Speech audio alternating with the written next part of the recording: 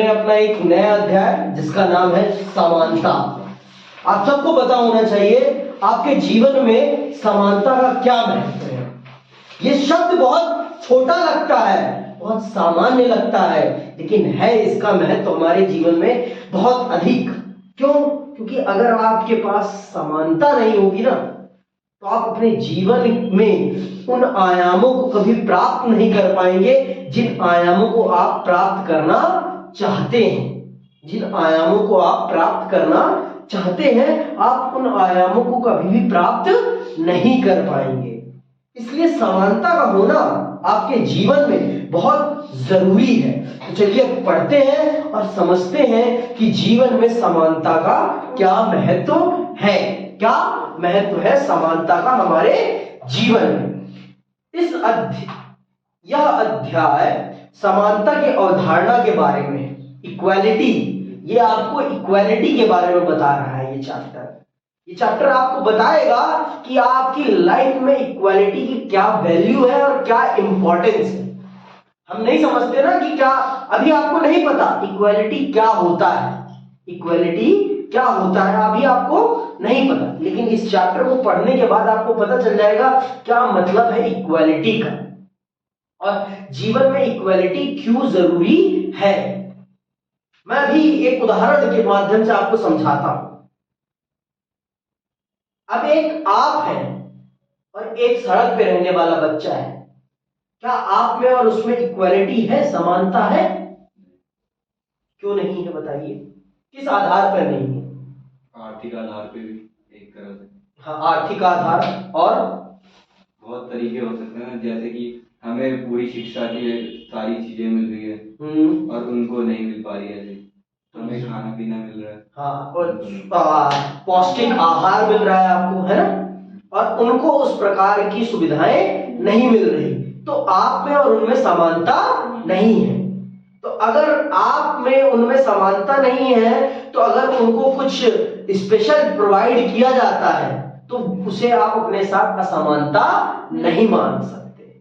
अगर एक दिव्यांग व्यक्ति के लिए रैंप बनाया जा रहा है, एक डिसेबल पर्सन के लिए, एक जो विकलांग है, जिसके पास पांव नहीं है और वो सीढ़ी नहीं चढ़ सकता, तो अगर उसके लिए स्कूल में रैंप या ऑफिस में रैंप बनाया जा रहा है तो उसे आप अपने साथ असमानता नहीं मान सकते, या उसे आप उसके लिए वीआईपी ट्रीटमेंट नहीं मान सकते हैं। क्यों?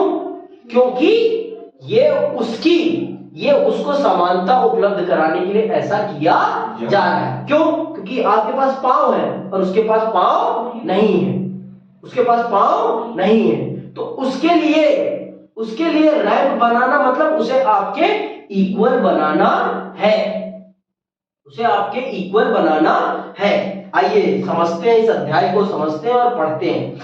यह अध्याय समानता की अवधारणा के बारे में है। समानता को एक मूल्य के रूप में संविधान में भी दर्ज किया गया है। आप सबको पता है कि आपके मौलिक अधिकारों में से एक मौलिक अधिकार समानता का अधिकार भी है, राइट टू इक्वालिटी। ये आपका एक फंडामेंटल राइट है। समानता का अधिकार आपका एक मौलिक अधिकार भी है। हमारे संविधान ने समानता को बहुत महत्व दिया है। क्यों दिया है, ये बात आप इस चैप्टर को पढ़ने के बाद समझ जाएंगे।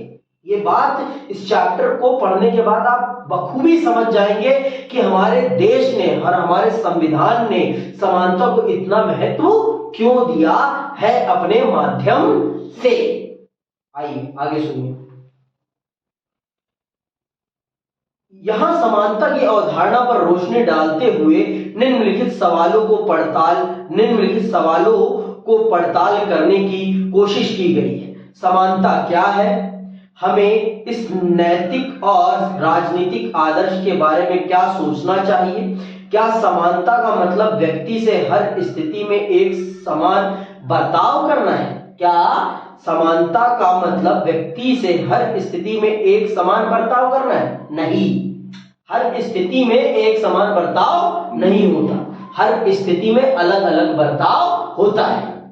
अब अगर आपको बुखार है और आपके साथ नॉर्मल टाइम वाला बिहेव किया जाए तो अच्छा है, वो फिर इक्वालिटी नहीं मानी जाएगी। क्यों नहीं मानी जाएगी? क्योंकि आप नॉर्मल कंडीशन में नहीं है, तो आपके साथ नॉर्मल कंडीशन वाला बिहेवियर नहीं अपनाया जाना चाहिए। नॉर्मल कंडीशन वाला बिहेवियर नहीं अपनाना जाना चाहिए। क्यों? क्योंकि आप नॉर्मल कंडीशन में नहीं हैं। आप अगर नॉर्मल कंडीशन में होते तो आपके साथ नॉर्मल बिहेवियर अगर अपनाया जाता तो आपको कोई दिक्कत नहीं होती, लेकिन आप नॉर्मल कंडीशन में नहीं हैं और फिर आपके साथ वैसा बिहेव किया जा रहा है, तो वो सरासर गलत है। वो सरासर गलत है।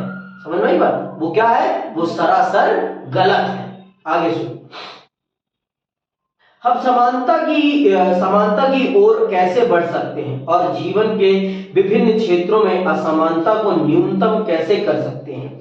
हम समानता के राजनीतिक, आर्थिक और सामाजिक आयामों को अलग अलग कैसे समझ सकते हैं। इन सवालों को समझने और सुलझाने के क्रम में हमारा समान समाजवाद, मार्क्सवाद, उदारवाद और नारीवाद जैसे अपने समय की कुछ खास विचारधाराओं से होगा सामना कुछ खास विचारधाराओं से होगा। इस अध्याय में हम असमानता की स्थिति के बारे में कुछ आंकड़े और चित्र देखेंगे।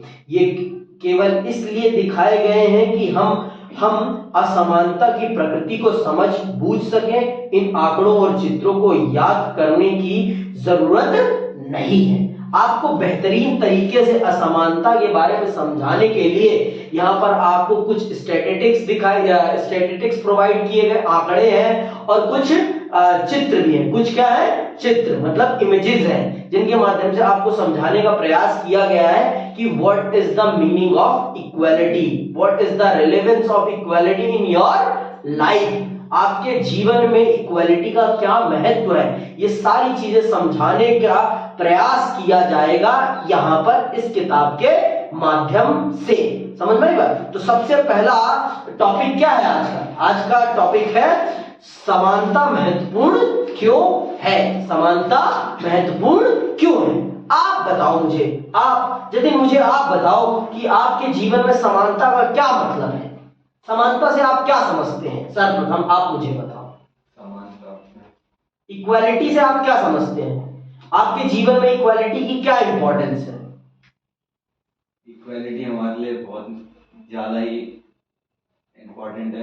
क्यों? लाइफ के लिए, क्योंकि इसी से हमें मतलब एक वो सही मिलती है कि हम मतलब इक्वल राइट्स, हमें इक्वल राइट्स मिलते हैं सारी चीजों के लिए।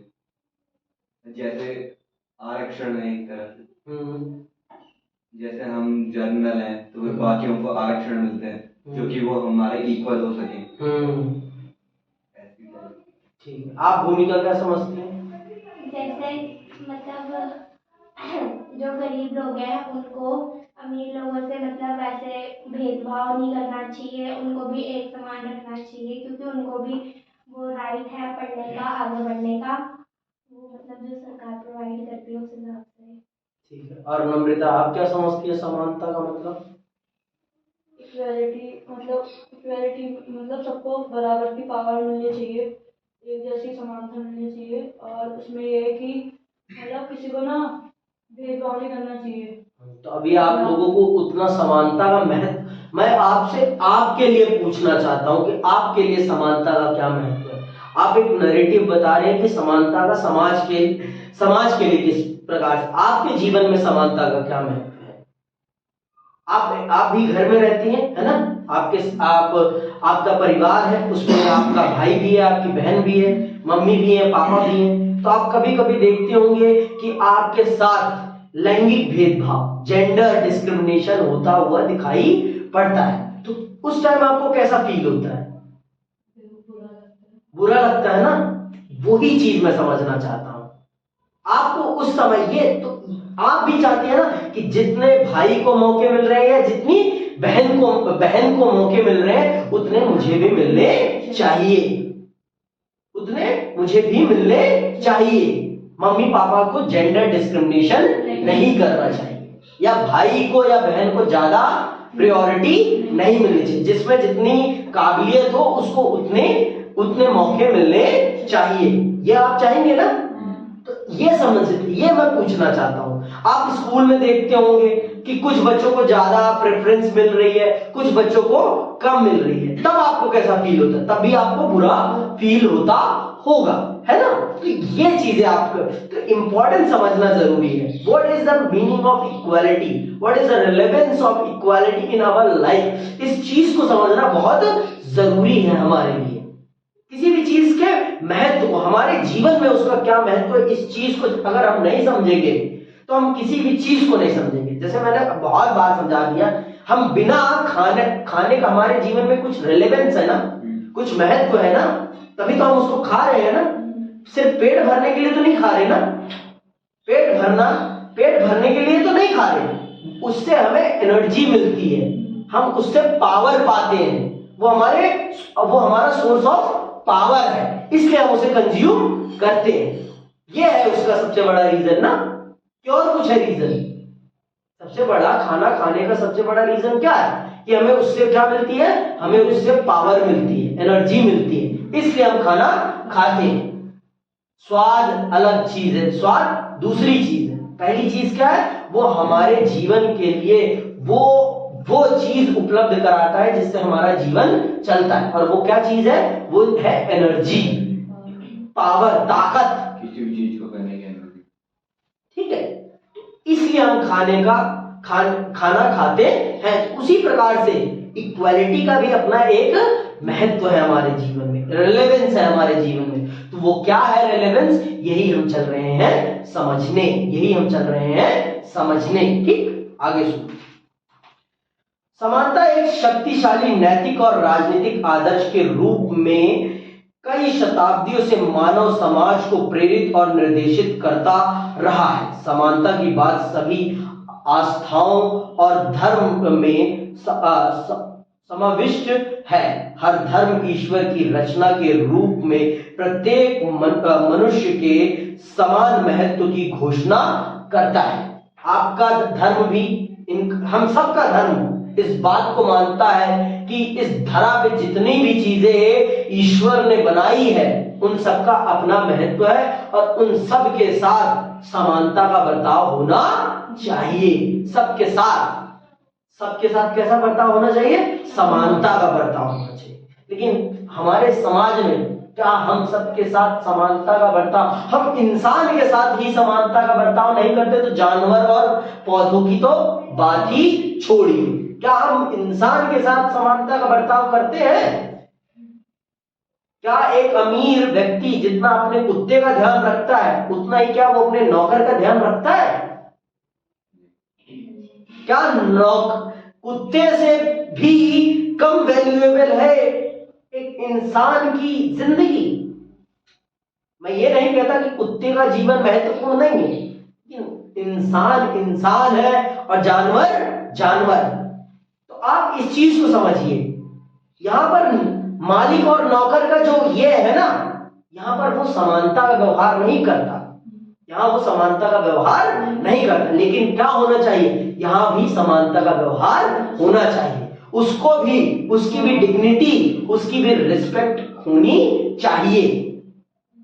क्या हम सड़क पर झाड़ू लगाने वाले व्यक्ति का उतना ही सम्मान करते हैं जितने अपने क्षेत्र के डिस्ट्रिक्ट मजिस्ट्रेट या एक बड़े व्यक्ति का करते हैं? कदापि नहीं। लेकिन क्या होना चाहिए, उसको भी उतनी ही समानता के दृष्टिकोण से देखा जाना चाहिए जितना कि उस व्यक्ति के साथ हम व्यवहार करते हैं जो एक बड़े पद पर है।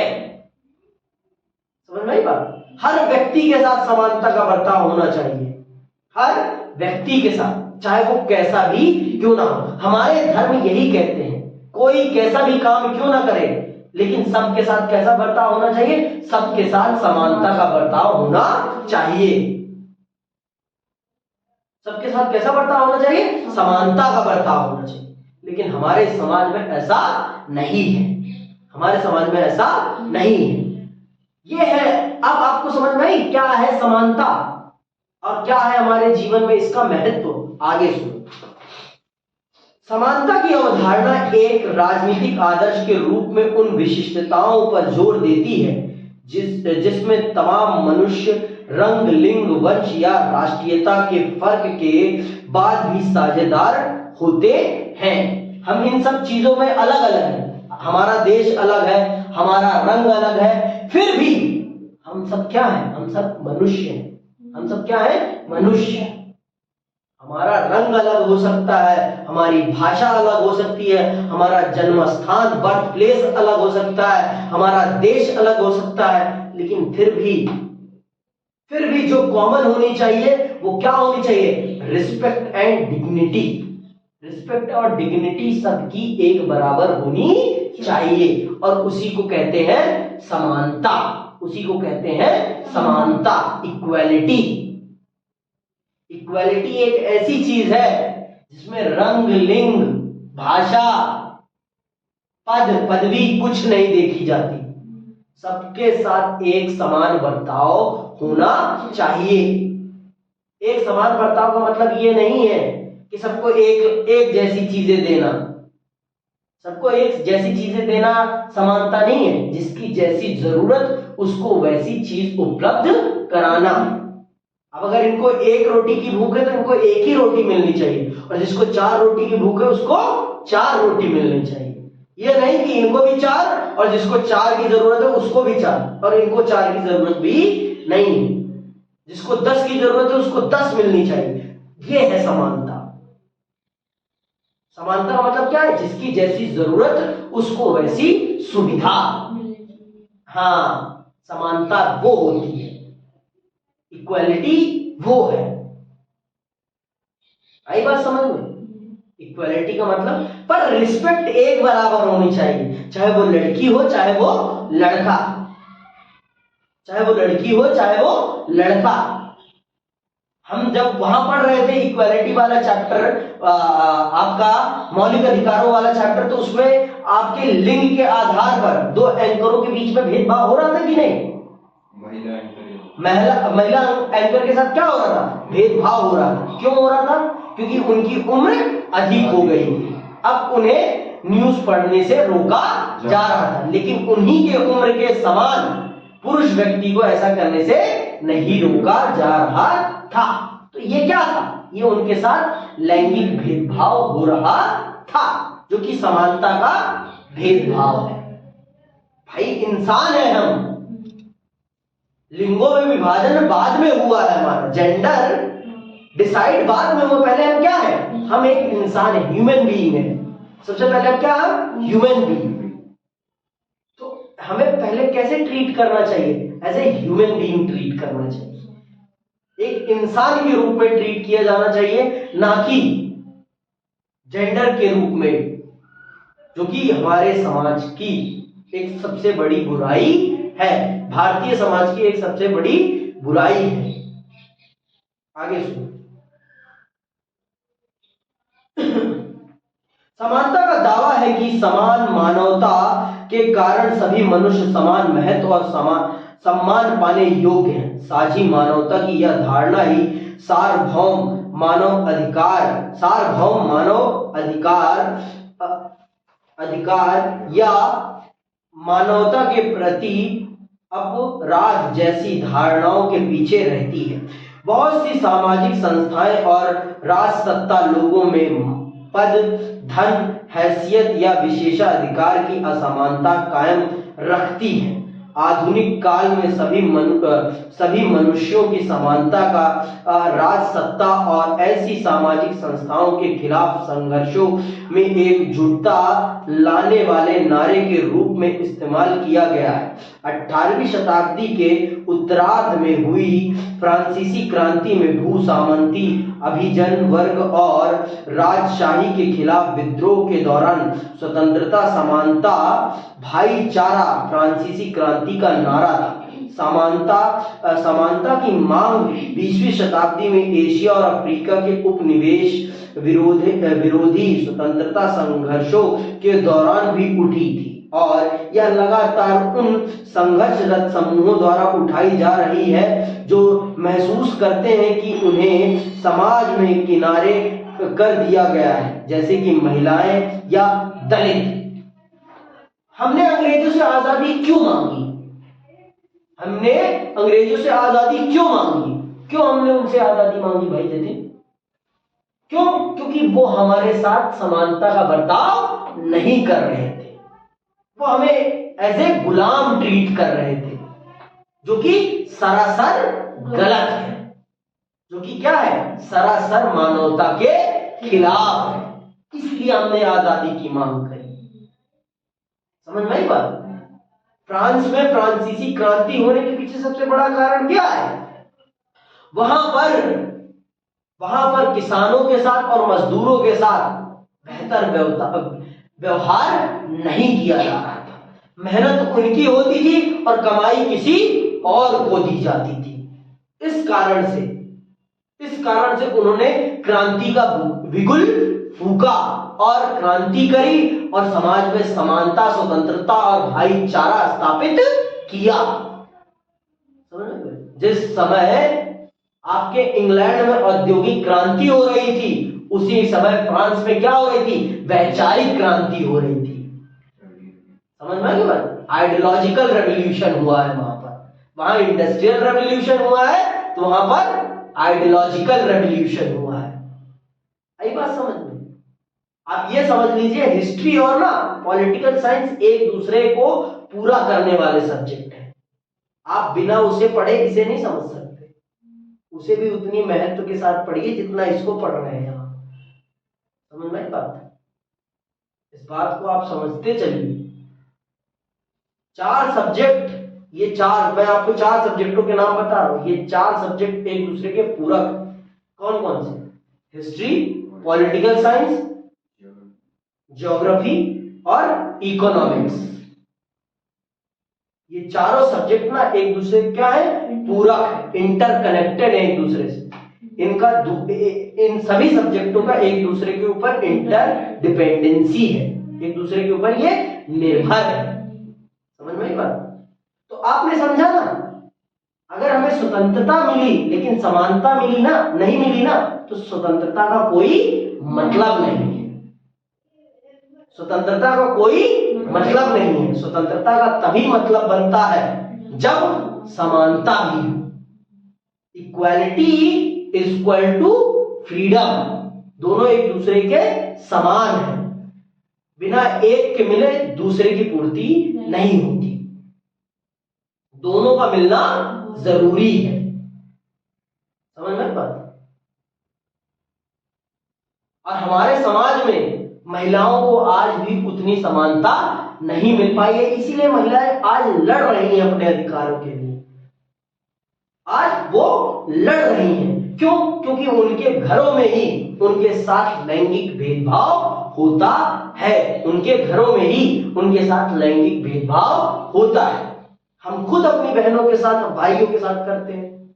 अगर हमारा छोटा भाई है तो हम उसके साथ क्या व्यवहार करते हैं? अबे छोटा है कोई, नहीं समझेगा तू। अरे समझाओ तो समझूंगा क्यों नहीं भाई? मेरी भी भगवान ने बुद्धि दी है ना? अब महिला है तो, अगर लड़की है, ये मामला तुमसे संबंधित नहीं है, तुम इसमें इन्वॉल्व मत हो। क्यों ना हूं भाई? मैं भी तो परिवार की सदस्य हूं। तो ये क्या है? ये एक प्रकार का लैंगिक भेदभाव है कि आपको उन मामलों से दूर किया जा रहा है जो सामाजिक महत्व के विषय है। जैसे पॉलिटिकल विषय आता है, जैसे राजनीतिक विषय, घर वाले कहते हैं इसमें तुम्हारी इन्वॉल्वमेंट ना के बराबर होनी चाहिए। जो हम कहेंगे वो कर देना बस। आपकी अलग इच्छा, मेरी अलग इच्छा, मैं अपनी इच्छा से करूंगी। लेकिन ज्यादातर क्या होता है, आज भी हमारे घरों में क्या होता है, हमें अपने पापा या भाई के अनुसार चलना पड़ता है ना? और शादी होने के बाद पति के अनुसार। ये क्या है? ये लैंगिक भेदभाव को दिखाता है कि हमारे समाज में आज भी जेंडर डिस्क्रिमिनेशन है और महिलाएं आज उसके लिए लड़ रही हैं। दलित आंदोलन हुआ तो क्यों हुआ? क्योंकि जो आपकी दलित आंदोलन, जो आपकी शेड्यूल कास्ट है या शेड्यूल ट्राइब कास्ट है, उनको रिजर्वेशन अंबेडकर साहब ने दिलाया। तो क्यों दिलाया? क्यों? क्योंकि उनका लंबे समय से एक्सप्लॉयटेशन होता आया था। अगर उनको रिजर्वेशन प्रोवाइड नहीं कराया जाता तो वो कभी भी समाज के उन समान तबकों के बराबर नहीं आ पाते जिन्होंने उनका एक्सप्लॉयटेशन किया था। आज भी आप जब गांव जाओ तो देख सकते हो, आज भी उन जातियों के साथ जो शेड्यूल SC ST में आती हैं, आज भी उनके साथ भेदभावपूर्ण बर्ताव होता है। आजादी के 75 साल बाद भी आज भी उनके साथ भेदभावपूर्ण व्यवहार होता है। क्या ये उचित है? वो भी तो क्या है, वो भी तो इंसान है, उनको भी तो। अब आप समझ रहे, अगर आपके पास समानता नहीं है ना, तो आप एक समान अवसर में, क्या आप बताओ, जितना अमीर पिता के बच्चे के पास जितने अवसर हैं, जितनी अपॉर्चुनिटीज है, क्या उतनी अपॉर्चुनिटीज एक गरीब बाप के बच्चे के पास है? होनी चाहिए या नहीं होनी चाहिए? उसके भी तो सपने हैं ना, लेकिन उसके सपने क्यों मर जाते हैं? क्यों? क्योंकि वो एक गरीब घर में पैदा हुआ है, एक गरीब घर में पैदा हुआ है, जिस कारण से उसके सपनों को गरीबी खा जाती है। क्या अमीर बाप के बच्चों का ही पैशन होता है? गरीबों का भी तो पैशन है ना, लेकिन वो अपना पैशन क्यों नहीं फॉलो कर पाते? क्योंकि उनके पेट की आग ही नहीं कभी बुझ पाती, पेट की ही व्यवस्था नहीं। मैंने आपको समझा दिया कि ये जब तक पापी पेट नहीं बुझेगा तब तक कुछ भी संभव नहीं हो सकता है। हम कितनी भी समानता की बात कर लें, लेकिन अगर समानता को हम जमीनी हकीकत पर नहीं स्थापित कर पाते हैं तो समानता का कोई मतलब नहीं बनता। अर्थात जमीनी हकीकत का मतलब है कि हम गरीबों को भी उतने ही अवसर उपलब्ध कराएं जितना कि हम अमीरों को उपलब्ध कराते हैं। जो पिछड़े हुए हैं, जो बैकवर्ड है, उनको उतने अवसर उपलब्ध कराएं जो फॉरवर्ड लोग हैं, उनके समान लाएं। अगर उनको कुछ स्पेशल देना पड़े तो हमें उनको स्पेशल देना चाहिए। जैसे मैंने बताया, दिव्यांग डिसेबल पर्सन्स के लिए अगर हम रैंप बना रहे हैं या उनको कुछ स्पेशल फैसिलिटीज प्रोवाइड करा रहे हैं या उनके लिए हम लिफ्ट को रिजर्व कर दे रहे हैं कि लिफ्ट सिर्फ डिसेबल पर्सन्स ही यूज कर सकते हैं, तो इसे आप अपने साथ डिस्क्रिमिनेशन नहीं मान सकते हैं, क्योंकि उनके साथ भगवान ने डिस्क्रिमिनेशन किया है। तो अगर हम उनको कुछ स्पेशल प्रोवाइड कर रहे हैं तो इसके लिए आप अपने आप को अपने साथ असमानता का बर्ताव नहीं मान सकते हैं कि आपके साथ अनइक्वालिटी का बिहेवियर किया जा रहा है। समझ में आई बात? आप इसको नहीं कह सकते। आगे सुनिए। आज समानता व्यापक रूप से स्वीकृत आदर्श है। आज समानता को सब मानते हैं कि सबको मिलनी चाहिए। आज सब मानते हैं इस बात को कि समाज को समानता के आदर्शों का पालन करना चाहिए। समाज को समानता के आदर्शों का पालन करना चाहिए। आज इस बात को सब मानते हैं कि हमारे समाज को समानता के आदर्श का पालन करना चाहिए। एक अच्छे समाज की ये निशानी है कि वो समाज अपने सभी वर्गों के साथ, सभी जेंडर्स के साथ, सभी रंग के लोगों के साथ एक समान बर्ताव करता है। आज हमारे देश में थर्ड जेंडर को भी रिस्पेक्ट मिल रही है कि नहीं मिल रही? क्यों? क्योंकि वो भी क्या है? वो भी इंसान है। उन्हें भी किसने बनाया है? उन्हें भी उसी भगवान ने बनाया है जिस भगवान ने हमें बनाया है, जिसको हम सच्चे दिल से मानते हैं।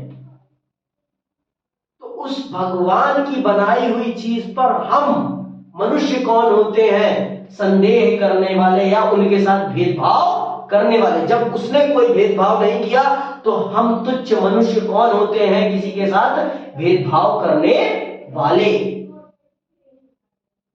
समझ में आई बात? भेदभाव कहीं से भी सही नहीं है, जस्टिफाइड नहीं है, किसी भी प्रकार का भेदभाव। चाहे वो जेंडर बेस्ड हो, चाहे वो कलर्ड बेस्ड हो, चाहे वो लैंग्वेज बेस्ड हो, किसी के साथ भी कैसा भी डिस्क्रिमिनेशन नहीं होना चाहिए। आगे सुनो। जिसे अनेक देशों के संविधान और कानूनों में सम्मिलित किया गया है, फिर भी समाज में हमारे चारों ओर समानता की बजाय असमानता अधिक नजर आती है। इतना सब कुछ होने के बावजूद हर कॉन्स्टिट्यूशन उसे अपने कॉन्स्टिट्यूशन में शामिल किए हुए है, फिर भी हमारे समाजों में हमें असमानता देखने को मिलती है। तो क्यों मिलती है देखने को? क्यों? क्योंकि हम उस पर काम नहीं करते। हम बातें बड़ी बड़ी करते हैं, लेकिन उन बातों पर उस प्रकार से अमल, इम्प्लीमेंटेशन उतनी बेहतरीन तरीके से नहीं करते जितनी बेहतरीन तरीके से होना चाहिए। आगे सुनो। फिर भी समाज में हमारे चारों ओर समानता की बजाय असमानता अधिक नजर आती है। अपने देश में हम आलीशान आवासों के साथ साथ झोपड़पट्टियां, विश्व स्तरीय सुविधाओं से लैस स्कूल और वातानुकूल कक्षाओं के साथ साथ पेयजल या शौचालय की सुविधा से भी विहीन स्कूल, भोजन की बर्बादी के साथ साथ भूखमरी देख सकते हैं। कानून जो वायदा करता है और जो हमारे चारों ओर मौजूद है, उनके बीच अंतर बिल्कुल स्पष्ट है। कुछ आप सब देखते हो, यही आप इसी दिल्ली में ही देख लेते हो। कुछ लोग बड़े बड़े मकान में रह रहे हैं और कुछ लोग झुग्गियों में रहने के लिए मजबूर हैं। कुछ लोग ऐसे स्कूलों में पढ़ रहे हैं जो एयर कंडीशनर है, और कुछ लोग ऐसे स्कूलों में पढ़ रहे हैं जहां पर टॉयलेट भी अच्छे नहीं है, टॉयलेट की फैसिलिटीज भी सही नहीं है, क्लासरूम भी अच्छे नहीं है। गांव के बच्चे और शहर के बच्चों में इतना एजुकेशनल गैप क्यों रह जाता है? क्योंकि उनको वैसी फैसिलिटीज नहीं मिलती जैसी आप और हमको मिल रही हैं। आप और हमको जैसी फैसिलिटीज मिल रही हैं, तो ये क्या है? ये है असमानता, अनइक्वालिटी। ये अनइक्वालिटी क्यों है? इसी को हम समझ रहे हैं, और इस अनइक्वालिटी के कारण ही, इस अनइक्वालिटी के कारण ही हमारा गांव पिछड़ रहा है। हमारा गांव पिछड़ रहा है। समझ में बात? हर व्यक्ति को अगर हम उसी क्षमता की सुविधाएं, उसी गुणवत्ता की सुविधाएं उपलब्ध कराएंगे, तो वो व्यक्ति भी उतना ही आगे बढ़ेगा जितना दूसरा व्यक्ति बढ़ रहा है। समझ में बात? अब मैं पढ़ता हूं कॉलेज में, मैं पढ़ता हूं हंसराज में। हंसराज एक ऐसा कॉलेज है जिसमें हर तबके के बच्चे हैं, हाई से हाई क्लास के और लो से लो क्लास के। वहां गांव के उस कोने से भी बच्चे आए हैं जहां पर अभी बिजली भी सही ढंग से नहीं पहुंची, जहां पर अभी पक्की सड़क तक नहीं पहुंची है, वहां से भी बच्चे आए हैं।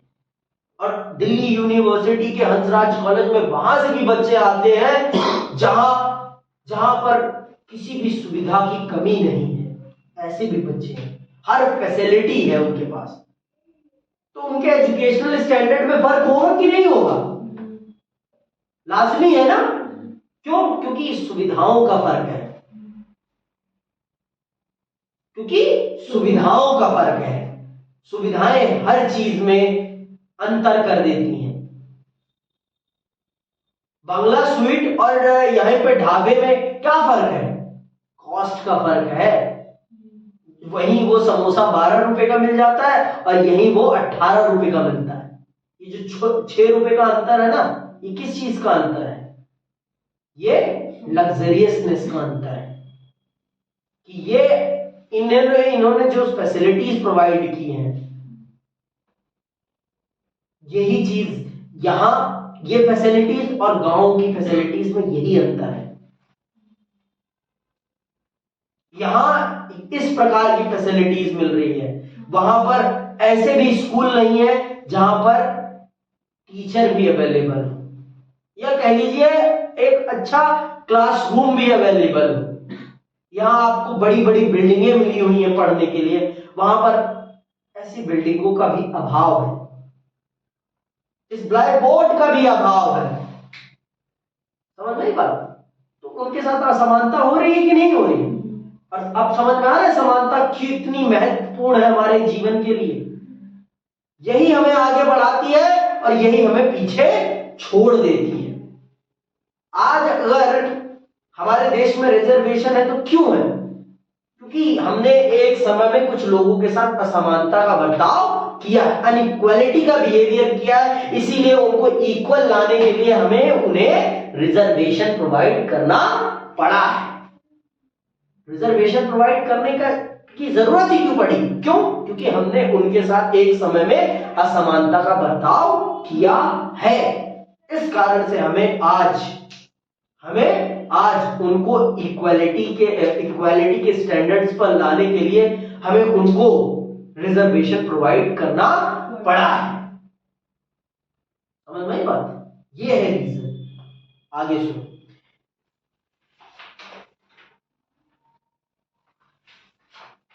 यहां हमारा सामना एक विरोधाभास से होता है। लगभग हर कोई समानता के आदर्शों को स्वीकार करता है। हर कोई एक्सेप्ट करता है कि समानता होनी चाहिए। हर कोई एक्सेप्ट करता है कि समानता होनी चाहिए। जब समानता को एक्चुअली इंप्लीमेंट करने की बात आती है ना, तो कोई कर नहीं पाता। अभी देखना, जबकि लगभग हर तरफ हमें असमानता के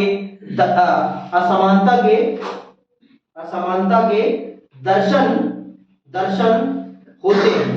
हम एक ऐसी जटिल दुनिया में रहते हैं जिसमें धन, संपदा, अवसर, कार्य स्थिति और शक्ति की भारी असमानता है। क्या हमें इस तरह की असमानता से चिंतित होना चाहिए? क्या ये सामाजिक जीवन के अस्थायी और अपरिहार्य लक्ष्य है जो मनुष्य की प्रतिभा और योग्यता के साथ साथ सामाजिक विकास और संपन्नता में उसके योगदान के अंतर को भी प्रतिबिंबित करते हैं? क्या ये असमानता हमारी सामाजिक स्थिति और नियमों के कारण पैदा होती है? ये ऐसे प्रश्न हैं जिन्होंने दुनिया भर के लोगों को वर्षों से परेशान कर रखा है। हमें ये इन जैसे प्रश्नों ने कई सालों से परेशान कर रखा है। कई सालों से परेशान कर रखा है। कई स्तर हैं जिन स्तरों पर असमानता है। कई लेवल है असमानता के। अनइक्वालिटी ना बहुत सारे लेवल्स पे है। वो है इकोनॉमिकल लेवल, वो है पॉलिटिकल लेवल, वो है सोशल लेवल, वो जेंडर लेवल है, एजुकेशनल लेवल है। किस लेवल पर असमानता नहीं है? हम मानते हैं समानता होनी चाहिए, लेकिन हम समानता को उस प्रकार से इंप्लीमेंट नहीं कर पाते जिस प्रकार से उसकी इंप्लीमेंटेशन होनी चाहिए। यह बहुत ही गलत है हमारे समाज के लिए। इस चीज को सही करना हमारे लिए बहुत जरूरी है, बहुत ही जरूरी है। आगे सुनो। इस तरह के सवालों से समानता को सामाजिक और राजनीतिक सिद्धांत का केंद्र विषय बना दिया।